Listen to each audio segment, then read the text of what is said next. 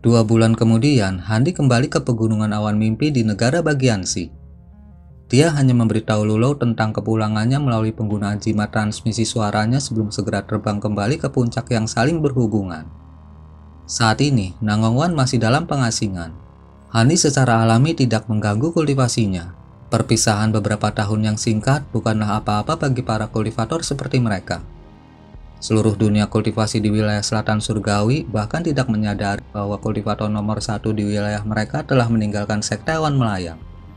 Namun, Lulo menghela nafas lega setelah menerima berita kembalinya Hanli.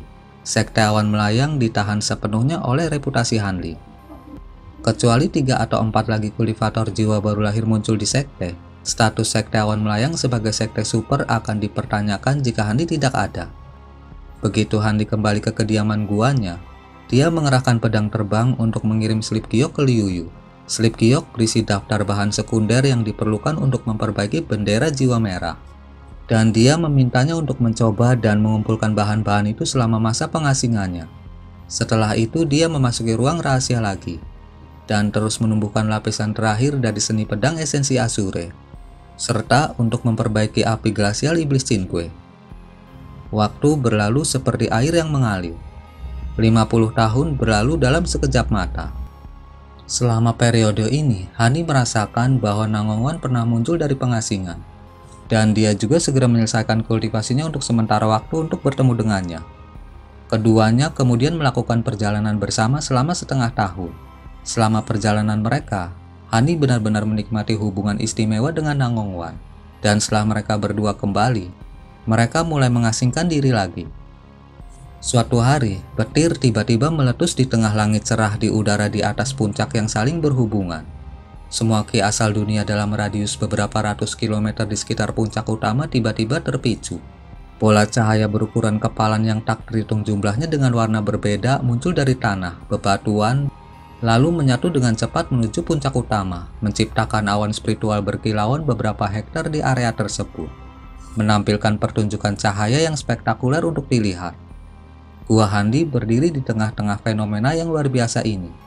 Pergantian peristiwa yang mengejutkan seperti itu secara alami membuat semua murid Handi yang juga tinggal di puncak yang saling berhubungan, serta Nangongwan bergegas keluar dari ruang pengasingan mereka dan melihat ke langit dengan ekspresi tertegun. Puncak yang saling berhubungan sangat dekat dengan sekte Awan Melayang. Jadi atasan sekte itu secara alami mendeteksi peristiwa yang terjadi di situ. Selusin atau lebih lintasan cahaya segera ditembakkan dari dalam formasi pembatasan sekte Awan Melayang, langsung menuju ke puncak yang saling berhubungan. 2 orang di garis depan grup tidak lain adalah Lulo dan Songyu. Songyu juga telah mencapai tahap jiwa baru lahir. Keduanya menunjukkan ekspresi yang agak serius. Tak jauh di belakang mereka, ada seorang wanita berjubah putih terbang di udara dengan ekspresi gembira di wajahnya. Dia secara alami tidak lain adalah Liuyu. Selama beberapa tahun terakhir ini, basis kultivasinya tidak berkembang banyak, tetapi dia adalah sosok paling penting dalam sekte di bawah tetua jiwa baru lahir, karena fakta bahwa dia pada dasarnya adalah juru bicara Hanli. Bahkan Lulo dan Songyu memperlakukannya dengan sangat hormat. Liuyu merasa sangat senang. Jika basis kultivasi Hani mengambil langkah besar lain, maka dia pasti akan mencapai status yang lebih tinggi dalam sekte, dan itu secara alami akan sangat menguntungkannya. Pada kenyataannya, setelah merasakan kenikmatan yang diberikan oleh kekuatan dan pengaruh kepadanya, tidak mungkin baginya untuk menenangkan hatinya dan kembali berkultivasi. Bagaimanapun, bahkan para kultivator jiwa baru lahir harus sangat menghormatinya saat ini, dan itu sangat menyenangkannya. Selain itu, dia sangat menyadari keterbatasan bakatnya sendiri. Setelah mencoba dan gagal beberapa terobosan ke panggung jiwa baru lahir, dia benar-benar menyerah dalam upaya itu, dan sepenuhnya mendedikasikan dirinya untuk membantu Lulo dalam menjalankan sekte Awan Melayang. Bahkan jika dia tidak bisa mencapai Dao Agung, dia tidak ingin mencapai akhir umurnya tanpa melakukan sesuatu dengan hidupnya terlebih dahulu. Karena itu, dia benar-benar telah berkontribusi cukup signifikan terhadap ekspansi cepat sekte Awan Melayang. Lulo sangat senang dengan dedikasinya untuk mengembangkan sekte, dan memberinya lebih banyak kekuatan yurisdiksi dalam sekte. Kelompok dari sekte Awan Melayang terbang menuju ke puncak yang saling berhubungan, tetapi dicegah oleh batasan. Mereka mendongak saat awan spiritual yang jatuh di langit berputar dan berubah menjadi corong raksasa. tampak seolah-olah akan turun perlahan ke puncak yang saling berhubungan, dan mereka buru-buru mengirim jimat transmisi suara ke dalam batasan. Beberapa saat kemudian, kabut yang menghalangi mereka melonjak sebelum berpisah untuk membuka lorong, di mana kelompok itu segera masuk tanpa ragu-ragu. Setelah keluar dari kabut, mereka langsung disambut pemandangan Mupailing. Dia memegang bendera formasi kuning di tangannya dan diam-diam menunggu kedatangan mereka. Mupailing memberikan penghormatannya kepada para tetua dari sekte Awan Melayang. "Kakak Nangong telah menunggu lama, tolong ikut denganku." Mupailing menyimpan bendera formasi sebelum menunjuk ke salah satu puncak yang saling berhubungan dengan sikap hormat. Lulou dan kelompoknya secara alami tidak keberatan dengan itu, dan mereka segera terbang menuju puncak gunung itu. Di sana, mereka menemukan Nangong Wan berdiri di puncak dengan gaun megah berwarna putih bersih. Tampak seolah-olah dia adalah bidadari yang turun dari surga. Namun, alisnya yang rumit sedikit berkerut, dan dia hanya mengangguk dengan lembut untuk mengakui kedatangan Lulou dan yang lainnya. Perhatiannya masih sepenuhnya terfokus pada fenomena yang terjadi di dekatnya, dan ada tanda-tanda kekhawatiran dan kecemasan yang berkilauan di matanya. Di sampingnya berdiri seorang pria dan wanita yang tidak lain adalah Tian Qin-er dan Xi Jian. Keduanya juga telah mencapai tahap formasi inti beberapa dekade yang lalu. Tian Qin-er telah meminum pil Evergreen untuk mempertahankan penampilan seorang wanita muda berusia sekitar 16 atau 17 tahun. Meskipun bertahun-tahun telah berlalu, dia masih terlihat hampir tidak berbeda dibandingkan dengan ketika Hani pertama kali membawanya di bawah sayapnya. Setelah memberikan penghormatan kepada Songyu dan Lulou, mereka berdua berdiri di belakang Nangong Wan lagi dengan ekspresi hormat di wajah mereka. "Penatua Nangong, apakah Junior Han mencoba menerobos ke tahap transformasi dewa?" Lulou bertanya dengan sedikit kegembiraan di wajahnya. Selain dari terobosan ke tahap transformasi dewa, upaya terobosan apalagi yang akan menciptakan tontonan seperti itu? Hanya saja pertanda surgawi tersebut sudah ada untuk beberapa saat, jadi terobosan tersebut sepertinya tidak berjalan dengan sangat mulus. Nangong Wan menjawab dengan perhatian terukir di wajahnya. "Kenapa begitu? Junior Han sudah bisa memicu fenomena yang menakjubkan, bukan?" Lulou sangat terkejut mendengarnya. Nangong Wan tampaknya telah melakukan cukup banyak penelitian tentang terobosan tahap transformasi dewa, dan dia menawarkan analisisnya sendiri. Terobosan hanya akan berhasil setelah awan spiritual di langit dipanggil ke puncak gunung, kemudian bergabung dengan tubuhnya. Namun, awan spiritual itu turun dengan sangat enggan, yang merupakan pertanda bahwa dia masih belum cukup untuk dapat mengontrol ki asal dunia. Dengan demikian, terobosan ini mungkin tidak berhasil. Setelah mendengar kata-kata Nangong Wan, semua orang kembali mengalihkan perhatian mereka ke awan spiritual di langit.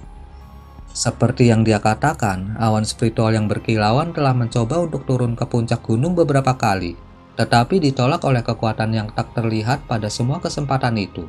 Akibatnya, mereka tidak dapat benar-benar turun ke puncak gunung, dan prosesnya memang terlihat enggan dan melelahkan. Hati Lulou tenggelam saat melihat itu, dan dia tidak bertanya lagi. Yang dia lakukan hanyalah terus menatap ke langit dengan tatapan tak berkedip.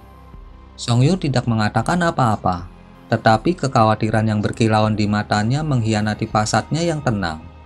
Para kultivator lainnya semua memiliki emosi yang campur aduk, tetapi dengan dua tetua tahap jiwa baru lahir di antara mereka, tidak ada dari mereka yang berani memberikan komentar. Tepat pada saat itu, awan spiritual yang turun dari langit tiba-tiba mulai bergetar hebat. Suara dering aneh terdengar. Diikuti awan besar itu segera mulai berguling dan melonjak dengan goyah. Ledakan yang menghancurkan bumi kemudian meletus, dan awan meledak menjadi cahaya spiritual dengan warna berbeda sebelum benar-benar lenyap. Semua bola cahaya spiritual yang terbang menuju puncak gunung juga menghilang di tengah desahan yang terdengar. Tiba-tiba, segala sesuatu di sekitar puncak yang saling berhubungan kembali normal. Tampilan yang sedikit sedih muncul di wajah Nangong Wan saat melihat itu. Saat itu, Songyu tiba-tiba memecah kesunyiannya. Senior Han jelas sudah memiliki satu kaki di pintu menuju tahap transformasi dewa, dan dia hanya gagal pada rintangan terakhir.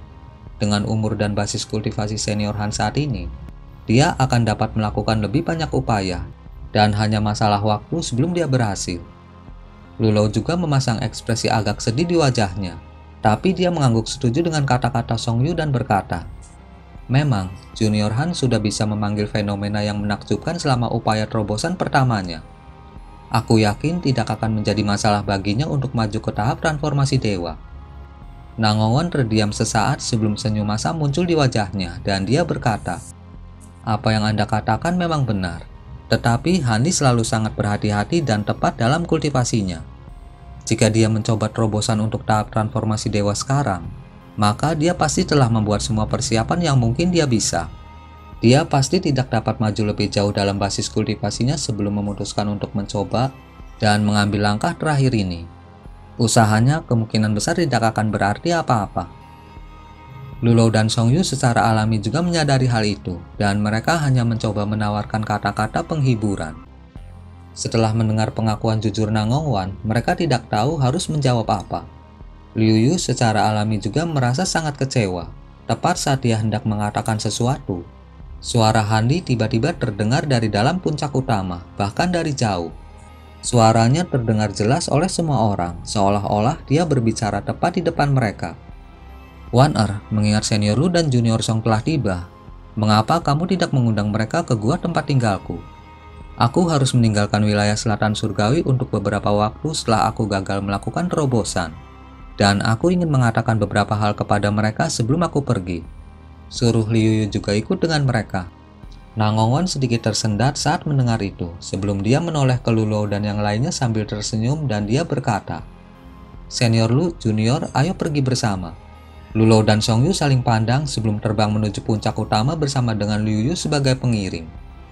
Tian Qing'er dan Xi Jian sangat kecewa karena mereka belum dipanggil. Tetapi mereka hanya bisa menunggu di tempat dengan semua kultivator formasi inti lainnya, tanpa perintah Nangongon atau tetua lainnya. Kelompok kultivator formasi inti juga tidak berani pergi. Mereka semua mulai berdiskusi dengan bersemangat di antara mereka sendiri setelah Songyu dan yang lainnya menghilang ke dalam gua tempat tinggal di puncak utama. Beberapa kultivator yang kenal dengan Tian Qing'er dan Xi Jian telah mencapai tahap formasi inti. Tetapi karena perintah ketat Hanli, mereka sebagian besar berkultivasi di gua masing-masing. Dan mereka sangat senang memiliki kesempatan untuk berbicara dengan seseorang. Beberapa jam telah berlalu, namun Nangongwan dan yang lainnya masih belum keluar dari gua tempat tinggal Hanli. Semua kultivator yang menunggu di luar hanya bisa berspekulasi tentang hal-hal yang mereka bicarakan. 3 bulan kemudian, seberkas cahaya biru melesat dari dalam pegunungan awan mimpi, menghilang ke kejauhan dalam sekejap mata. Hanya setelah beberapa hari, berita menyebar dari sekte awan melayang bahwa penatuahan telah meninggalkan sekte untuk memulai perjalanan. Tujuan dan kerangka waktu perjalanannya sengaja dibuat ambigu. Jadi tidak ada yang bisa memastikan dengan tepat mengapa dia pergi. Berita itu tidak terlalu mengejutkan semua orang. Itu karena berita tentang terobosannya yang gagal ke tahap transformasi dewa telah menyebar ke seluruh dunia kultivasi wilayah selatan surgawi, dan hampir semua sekte telah disadarkan akan hal itu. Itu cukup melegakan semua sekte yang waspada terhadap Handi. Meskipun Hani sudah mencapai kultivator nomor 1 di wilayah selatan surgawi, jika dia maju ke tahap transformasi dewa, umurnya akan diperpanjang hingga lebih dari 2000 tahun. Itu terlalu lama untuk semua sekte yang memiliki ambisi untuk menguasai wilayah selatan surgawi di masa depan. Tak satu pun dari mereka ingin ditindas oleh Hani begitu lama. Melihat Hani tidak dapat maju ke tahap transformasi dewa, masuk akal jika dia sekarang memulai perjalanan. Bagaimanapun, kultivasi saja jelas tidak akan cukup untuk membantunya melakukan terobosan lebih lanjut. Jadi dia hanya bisa mencari peluang untuk bertindak sebagai katalisator untuk sebuah terobosan. Tentu saja, kemungkinan dia benar-benar berhasil sangat kecil. Jika tidak, 3 kultivator hebat dari wilayah selatan surgawi tidak akan terjebak di panggung jiwa yang baru lahir tahap akhir selama berabad-abad. Dengan Hani pergi, hanya ada 2 kultivator jiwa baru lahir tahap akhir yang tersisa di wilayah selatan surgawi. Penatua dari aliansi 9 bangsa Weiwuya telah meninggal lebih dari 100 tahun yang lalu. Namun sekte pikiran mengalir telah merahasiakan itu selama bertahun-tahun, dan berita tentang itu baru mulai menyebar beberapa tahun yang lalu. Itu adalah peristiwa paling mengejutkan yang terjadi di wilayah selatan surgawi dalam beberapa tahun terakhir. Sebagai akibatnya, persatuan 9 bangsa jatuh ke dalam kekacauan, dan banyak sekte dan kekuatan meletus menjadi konflik setelah berita itu terungkap. Hani merasa agak sedih setelah mendengar itu ketika dia keluar dari pengasingan. Meskipun Wewuya hanya selangkah lagi dari tahap transformasi dewa, itu adalah satu langkah yang menghalangi dia untuk dapat melanjutkan pengejaran Dao Agung. Itu adalah akhir yang agak menyedihkan untuk sosok legendaris wilayah selatan surgawi. Namun kematiannya hanya memperkuat tekad Handi dalam mengejar Dao Agung. Baginya, semuanya sepele jika dia tidak bisa mencapai keabadian. Tidak peduli akan menjadi seberapa kuat dia, semuanya akan berakhir dan warisannya akan lenyap di beberapa titik. Dia tidak mau menyerahkan dirinya pada nasib seperti itu. Handi saat ini sedang dalam perjalanan ke dataran Mulan sebagai seberkas cahaya biru. Tujuannya secara alami adalah untuk kembali ke Jin Agung, sehingga dia bisa mengamankan spanduk pengayak hantu dari sekte pengayakan Yin. Meskipun dia telah gagal untuk maju ke tahap transformasi dewa sebelumnya, yang tidak dapat disangkal adalah bahwa dia telah mencapai puncak dari tahap akhir jiwa baru lahir. Karena itu, dia merasa jauh lebih percaya diri dengan perjalanan ini. Jika dia mengingatnya dengan benar, setelah kematian Iblis Dua Kian, sekte pengayakan Yin seharusnya hanya memiliki seorang kultivator jiwa baru lahir tahap akhir yang tersisa. Dan itu adalah master sekte mereka. Selama dia tidak menerobos masuk seperti orang idiot dan mencoba melawan seluruh sekte melalui kekerasan, seharusnya tidak menjadi tugas yang sulit baginya untuk mendapatkan spanduk pengayakan hantu. Master dari sekte pengayakan Yin juga tampaknya memiliki dendam terhadapnya. Dalam hal ini, memanfaatkan kesempatan ini untuk membunuh pria itu sama saja dengan membunuh dua burung dengan satu batu untuk Hanli. Jika tidak, dia nanti bisa menjadi masalah untuk Hanli. Sebelum maju ke tahap akhir jiwa baru lahir, akan sulit bagi Hanli untuk memastikan pertahanan diri dalam menghadapi musuh yang begitu kuat, apalagi mencoba membunuhnya. Jadi dia secara alami tidak akan mengambil resiko. Namun dia jauh lebih kuat daripada sebelumnya dan dia harus mendapatkan spanduk pengayak hantu. Jadi dia secara alami tidak akan mengizinkan pria ini untuk hidup lebih lama lagi. Hanli tidak bisa memastikan bahwa dia akan terus berada di sekte awan melayang. Jika kultivator hebat ini akan mencapai akhir umurnya dan didorong untuk melancarkan serangan kamikaze terhadap sekte awan melayang untuk membalas dendam sebelum dia meninggal, Nangowan dan yang lainnya akan berada dalam bahaya besar. Dengan pemikiran itu, gelombang niat membunuh yang intens menyapu hati Hanli. Dia secara alami sangat kecewa karena dia gagal membuat terobosan menggunakan api glasial iblis Qingque. Tapi dia tidak benar-benar putus asa karena dia masih memiliki cahaya yang menyatu dengan esensi surgawi sebagai rencana cadangan. Selama perjalanan ke Jin Agung ini, selain mengambil spanduk pengayak hantu, dia juga memiliki dua hal lain yang harus diurus. Jika dia mengolah cahaya gabungan esensi surgawi, dia akan membatasi dirinya pada tempat tertentu, dan dia tidak akan bisa mengurus apapun secara langsung sampai dia benar-benar menguasai cahaya gabungan esensi surgawi. Karena itu, dia harus memanfaatkan periode kebebasan ini untuk mengurus semuanya terlebih dahulu. Di antara hal-hal yang harus dia lakukan, menemukan esensi api matahari murni dan menggunakan esensi glasial untuk menyempurnakan air matahari yang kembali benar-benar penting. Selama dia bisa memperbaiki air matahari yang kembali, umurnya akan meningkat seperempat. Tidak ada kultivator yang mau menyerah pada sesuatu seperti ini yang benar-benar menentang tatanan alam. Bagi Hani yang sudah berdiri di puncak dari semua kultivator di dunia manusia, godaan air matahari yang kembali ini bahkan lebih besar. Setelah menggunakan teknik pencarian jiwa pada jiwa baru lahir Master Naga Artik di Istana Malam Utara, Hani telah menemukan beberapa petunjuk tentang esensi api matahari murni. Karena itu, semuanya sudah pada tempatnya, dan dia hanya perlu bergerak mengambilnya. Adapun hal lain yang harus dia lakukan, itu sama sekali tidak penting, dan dia hanya akan melakukannya di sepanjang jalan. Akan lebih baik jika dia bisa berhasil, tetapi apakah dia berhasil atau tidak terlalu penting. Hal kedua yang harus dia lakukan adalah melakukan perjalanan ke pavilion keberuntungan tersembunyi dan meminta teknik rahasia yang diperlukan untuk memperbaiki kantong spasial. Kembali ketika dia berpartisipasi dalam pelelangan besar di Kekaisaran Jin, penjaga toko dari pavilion keberuntungan tersembunyi telah memberitahunya bahwa seseorang dapat menggunakan celah spasial untuk memperbaiki kantong spasial. Pada saat itu, dia sangat tertarik dan ingin memperbaiki ruang pribadinya sendiri. Bagaimanapun, hampir semua kultivator jiwa baru lahir memiliki tempat tinggal gua rahasia mereka sendiri selain dari gua tempat mereka tinggal yang berada di tempat terbuka. Beberapa dari mereka bahkan akan memiliki beberapa tempat tinggal gua rahasia itu. Dan mereka akan sering menyimpan harta paling berharga mereka di sana kalau ada musibah yang menimpa mereka.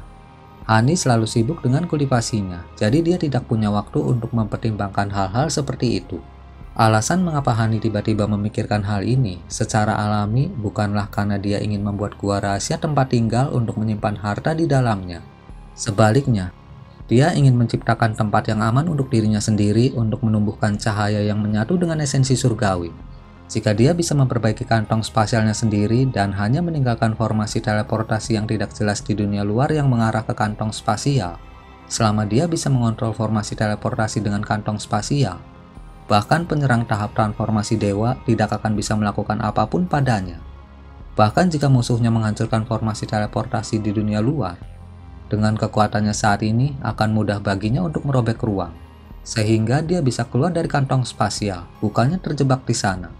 Sebaliknya, kultivator yang mampu merobek ruang di dunia luar tidak akan dapat menemukan kantong spasialnya, kecuali mereka mengetahui titik sayatan spasial yang tepat.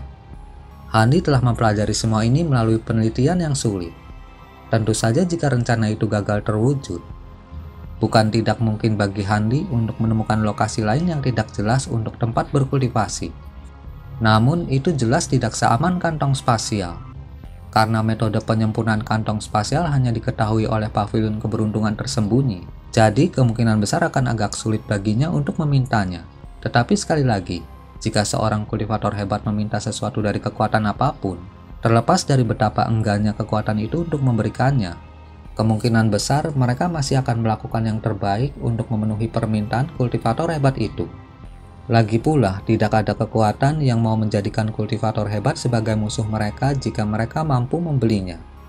Adapun mengapa pavilion keberuntungan tersembunyi dapat menjaga kerahasiaan metode perbaikan ini hingga hari ini, kemungkinan besar karena teknik rahasia lebih merepotkan daripada nilainya, dan tidak dapat menarik minat semua sekte utama. Jika tidak, Hani tidak percaya bahwa pavilion keberuntungan tersembunyi akan dapat menyimpan rahasia teknik penting begitu lama. Tentu saja, dia harus menggunakan beberapa strategi jika dia ingin mendapatkan metode perbaikan ini. Dengan pemikiran itu, senyum dingin muncul di wajah Hani dan dia menghilang ke kejauhan setelah beberapa kilatan. Lebih dari setengah tahun kemudian, hujan ringan turun di kota pegunungan tertentu di negara bagian Yu, yang berjarak puluhan juta kilometer dari wilayah selatan surgawi. Di jalan berbatu biru yang berkilauan karena hujan yang turun, hampir tidak ada pejalan kaki. Beberapa pejalan kaki yang ada di jalan semuanya tergesa-gesa berjalan dengan payung di atas kepala mereka, dan tidak ada dari mereka yang ingin berlama-lama di jalan. Seorang pria berjubah kuning memegang payung kertas minyak putih tiba-tiba muncul di jalan ini. Namun pria ini berjalan dengan tenang dan tidak tergesa-gesa, seolah-olah sedang berjalan-jalan santai di pedesaan. Payungnya dimiringkan sedikit ke depan, dan kebetulan menutupi sebagian besar fitur wajahnya. Namun dilihat dari tangannya yang cantik dan lentur yang memegang payung, pria itu tampak masih sangat muda dan bukan warga negara rendahan biasa yang harus melakukan pekerjaan kasar sepanjang hari. Beberapa pejalan kaki tidak bisa tidak melirik pria itu saat mereka melewatinya, tetapi dia tetap tidak terpengaruh dan langkah kakinya masih tidak tergesa-gesa. Tepat ketika dia melewati gang yang tidak mencolok, dia tiba-tiba mengubah arah dan berjalan ke gang. Meskipun itu adalah gang yang agak dalam, terlihat cukup jelas bahwa ujung dari gang itu adalah jalan buntu tanpa jalan keluar. Bahkan tidak ada rumah atau toko di kedua sisi gang. Hanya dinding yang tingginya beberapa puluh kaki, dan itu adalah tempat yang jarang dikunjungi oleh siapapun. Namun pria berjubah kuning itu tidak mempedulikan semua itu dan terus melangkah maju. Tepat ketika dia akan mencapai ujung gang dan muncul seolah-olah dia akan menabrak dinding batu, cahaya putih tiba-tiba menyala saat dia menghilang ke dinding. Jika seorang manusia menyaksikan pemandangan yang begitu aneh, mereka pasti akan berteriak sekuat tenaga tentang fenomena supernatural. Namun para kultivator hampir tidak memperhatikan hal ini. Itu hanya teknik ilusi yang sangat sederhana, jadi tidak perlu khawatir. Namun jika kultivator itu melewati lapisan komplek pembatasan di luar dinding ilusi itu, kemungkinan besar mereka akan terperangah juga. Itu karena ada gerbang batu giok raksasa setinggi lebih dari 1000 kaki di belakang lapisan batasan itu. Setelah melewati gerbang kolosal itu, tangga batu giok putih akan terlihat, dengan setiap langkah melayang di udara menuju ke istana hijau yang besar. Kabut spiritual putih berputar-putar di sekitar istana. Dan ada sepasang makhluk roh langka yang berputar-putar di udara di atas istana dengan cara yang santai. Ada juga banyak jenis bunga dan tanaman aneh yang tumbuh di tanah di dekatnya, menghiasi tempat itu dengan keindahannya dan membuatnya tampak seperti surga abadi. Namun jika seseorang menyapu indera spiritual mereka melalui area sekitarnya, mereka akan menemukan bahwa meskipun tempat itu tampak cukup luas, sebenarnya itu hanyalah sebuah ruang kecil yang terbatas. Faktanya, ukurannya hanya lebih dari 5 km, tetapi ketinggiannya yang beberapa ribu kaki memang agak mencengangkan. Namun ketinggian yang mengejutkan itu diperlukan untuk membangun istana terapung yang aneh di tempat itu. Di kaki gerbang batu giok besar, ada 2 baris prajurit yang mengenakan baju besi emas. Semuanya memiliki tinggi sekitar 20 kaki dan berdiri diam dengan ekspresi kayu di wajah mereka. Namun di antara prajurit itu, ada seorang pria berbaju zirah dengan kulit gelap duduk di atas batu di samping pilar. Dia saat ini sedang berbicara dengan pria berjubah kuning dengan payung kertas minyak dengan cara malas. Tidak peduli untuk apa kau di sini, aku tidak bisa mengganggu Master Pavilion saat dia menjamu tamu. Kalau tidak, aku akan dihukum oleh Master Pavilion. Kenapa kau tidak duduk di sini sebentar dan mengobrol dengan saya? Saya sudah bertugas di sini di pavilion keberuntungan tersembunyi dengan prajurit bisu ini selama lebih dari setengah tahun. Saya bosan. Pria berkulit gelap itu terkekeh. Pria itu adalah kultivator formasi inti, namun dia hanya penjaga gerbang di situ. Itu sangat luar biasa. 2 baris prajurit besar di samping gerbang hanyalah boneka. Jadi tidak heran dia tidak dapat mengobrol dengan salah satu dari mereka. Namun setiap boneka ini sangat mirip kehidupan dan sangat sulit untuk mengatakan bahwa mereka adalah boneka hanya dengan melihatnya. Kultivator berjubah kuning telah menyingkirkan payung putihnya, memperlihatkan satu set fitur wajah yang tegas. Cao Fangwei, aku di sini bukan untuk bercanda denganmu. Aku benar-benar memiliki masalah yang sangat penting untuk dikonsultasikan dengan Master Pavilion. Bahkan jika aku bisa menunggu, orang itu mungkin tidak akan mau. Jika kita menunda terlalu lama dan membawa bencana ke pavilion, baik Anda maupun saya tidak akan dapat menangani akibatnya. Pria berjubah kuning itu menjadi agak marah. Orang itu, siapa yang kamu maksud saudara Zhang? Pria lapis baja itu bertanya dengan ekspresi bingung. Dia mengacu pada saya. Suara seorang pria yang tidak dikenal tiba-tiba menyela dari atas. Siapa di sana? Kultivator lapis baja berseru kaget. Dia segera memanggil penghalang atau cahaya putih untuk melindungi dirinya sendiri. Lalu membuat segel tangan saat semua prajurit boneka mulai berkilauan dengan cahaya spiritual dan naik ke udara atas perintahnya. Wajah pria berjubah kuning itu memucat saat melihat itu, dan dia buru-buru berteriak. Tunggu kakak Cao, ini Senior Han, jangan berani-berani menyerangnya. Senior Han, pria berjubah zirah itu tidak tahu siapa itu. Namun basis kultivasi pria berjubah kuning itu sebanding dengan miliknya. Dan dia jelas sangat waspada terhadap Senior Han ini. Jadi dapat disimpulkan bahwa dia jelas bukan hanya seorang kultivator jiwa baru lahir biasa. Jika tidak, dengan keduanya terletak di dalam kantong spasial ini, mereka akan cukup kuat untuk melawan bahkan seorang kultivator jiwa baru lahir.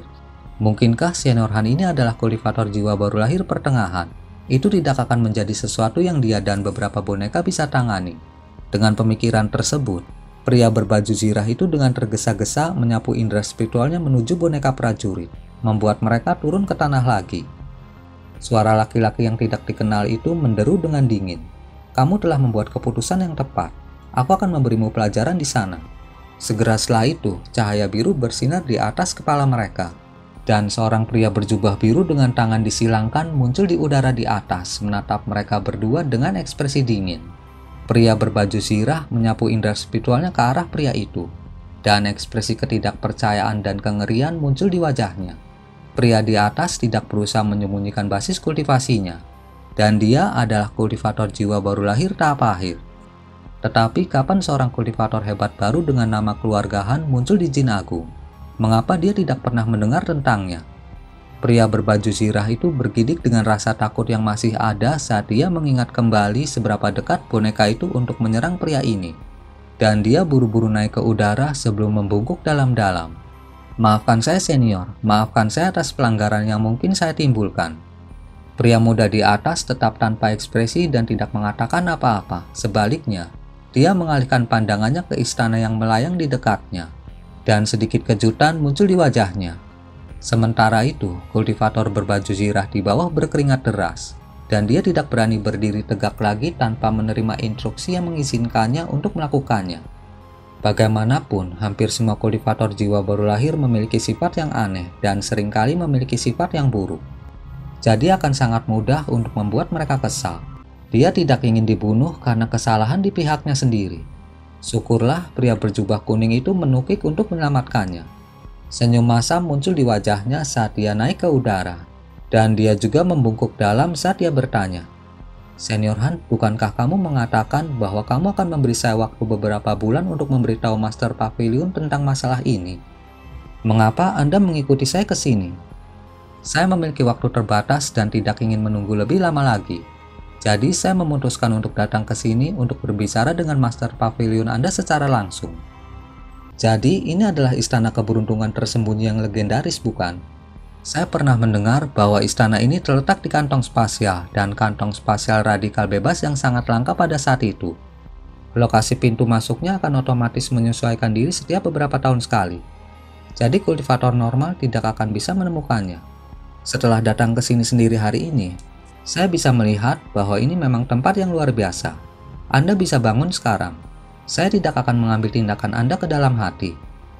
Namun saya ingin melihat Tuan Pavilion Anda, sehingga Anda dapat memimpin jalan ke sana untuk saya. Pemuda itu menoleh ke kultivator berpakaian baju besi dengan ekspresi tegas di wajahnya. Cao Weifeng sangat lega setelah mendengar bagian pertama dari kalimat Han Li.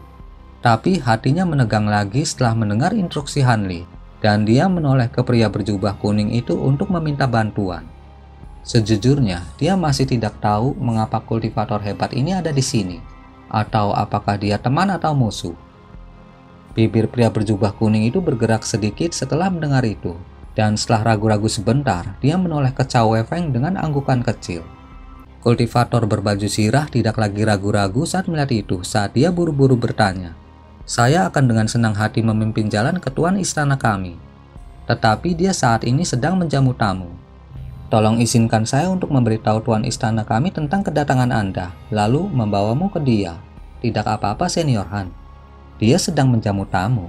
Sedikit kejutan muncul di mata pemuda itu, tapi dia masih mengangguk tanpa ekspresi. Pria berbaju zirah itu sangat gembira. Dia buru-buru mengeluarkan jimat transmisi suara dari kantong penyimpanannya, lalu berbicara dengan suara mendesak sebelum melepaskannya ke istana.